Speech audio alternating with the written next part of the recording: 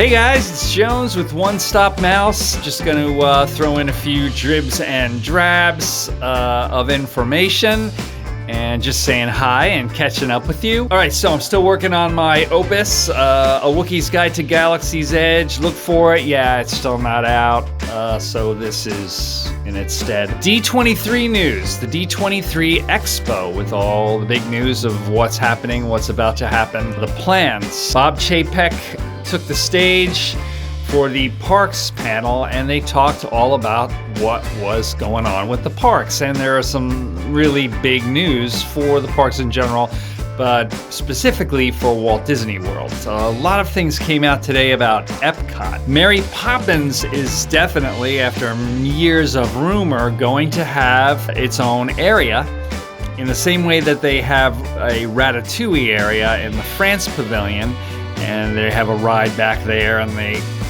expanded it into a neighborhood and everything. In the UK Pavilion, they're going to do that for Mary Poppins. They're going to expand it out into a Cherry Tree Lane area, and there's going to be some sort of Mary Poppins ride, but they haven't gotten specific about that. There is concept art out there that's very, very cool about an elevated garden conference center sort of a thing for Epcot. The big thing for Epcot is that it's basically Future World is gone and Epcot is no longer about the future. They're pulling that out of there, and then I guess to sort of make up for pulling the reason to be, as far as Walt was concerned, out of there, they're putting in a statue of Walt right in the Spaceship Earth area, along with a much smaller version of the big fountain that you walk past as you go underneath Spaceship Earth and through the main square with the diamonds of material over you and into World Showcase. That fountain's going to be gone. They're going to be getting rid of Club Cool, where they have the bizarre sodas, and the coffee shop, and Mouse Gear, I think, too, to expand that area. So there's huge overhauls going on to that. So you're going to have three neighborhoods: World Discovery, World Celebration, and World Nature. Epcot also has a new logo design. So as you go underneath Spaceship Earth, there's going to be a Walt Disney statue and a smaller version of that fountain at an area called Dreamer's Point. And the spine of Epcot, as you go underneath that Spaceship Earth and towards World Showcase, is going to be the area called World Celebration, where they'll have festivals and such. And then to either side of that are World Nature and World Discovery. And Spaceship Earth itself is going to be moving away from technology and innovations and more towards storytelling. Everything up until you go past the cavemen, past the Egyptians and the Phoenicians, of course. Everything past there and up until the Industrial Revolution will stay the same. Right after the Industrial Revolution, it's going to change drastically, though. All that other stuff, the Phoenicians and all that stuff, is going to be refurbished and refreshed. And then everything past the Industrial Revolution is going to be about storytelling.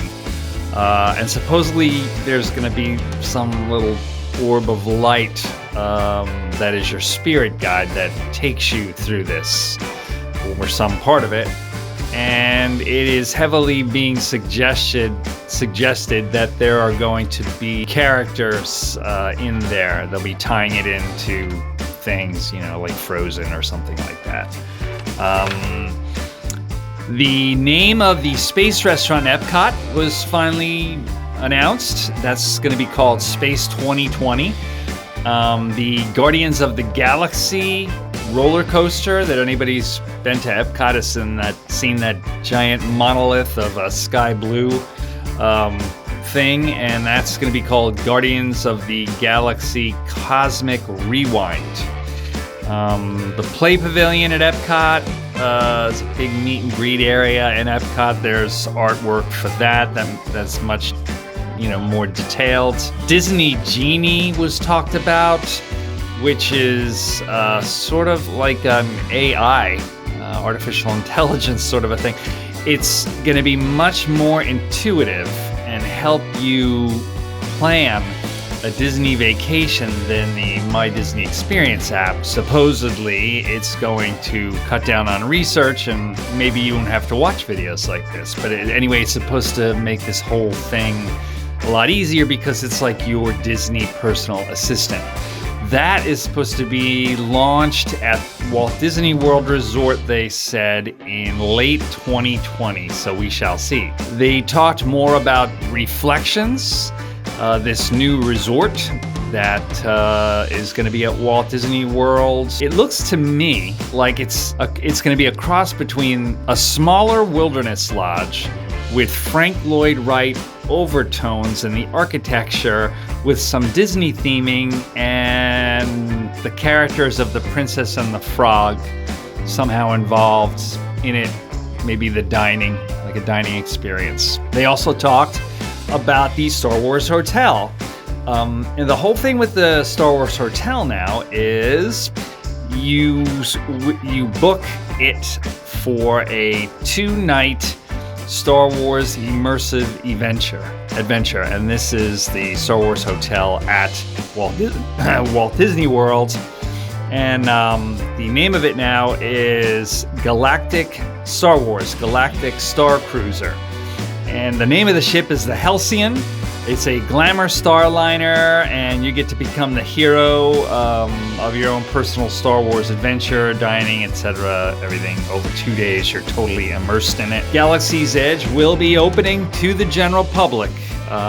They're still doing Premier, Platinum Plus, and Platinum annual pass holder previews for another few days.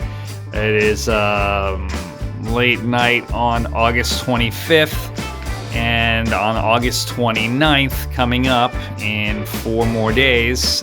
It will be open to the general public. So 6 a.m.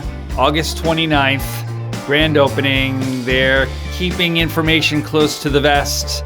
I will be there live streaming, and I'm not exactly sure when I'm gonna start. I will definitely be starting at 5 a.m., which is an hour before the park opens. It is being said that a lot of people are going to be lining up at 12 midnight.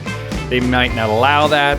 They might actually do some sort of soft opening. I'm not sure, but you can definitely be sure that I will be there if you're up that early when the park opens, and I will be there for some time on the 29th coming up.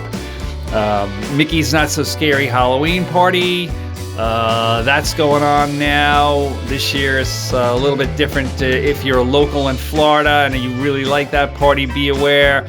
For the cost of like 2 parties, you basically can go to, all 35 of them. I said 36 last time, but you can't go to the party on Halloween with the pass. That's 36. It's 35. So it would... For the cost of going to 2 parties, you get this pass for the Halloween party. You could go to 35 parties, which if you're a local and you like it, it's pretty good. Stay tuned. I believe it's going to be September 6th now that I'm going to be going to Mickey's Not So Scary Halloween Party.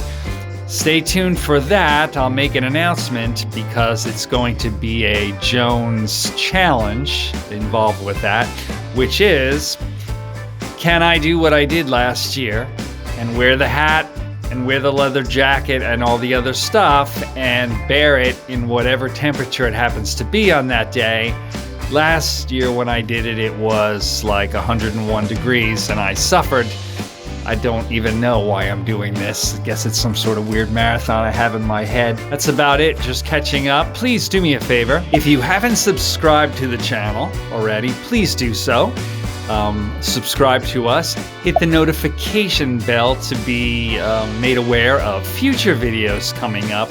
And Give us the thumbs up, like us if I didn't screw up too badly. Come back and see us. See you real soon. Why? Because we like you.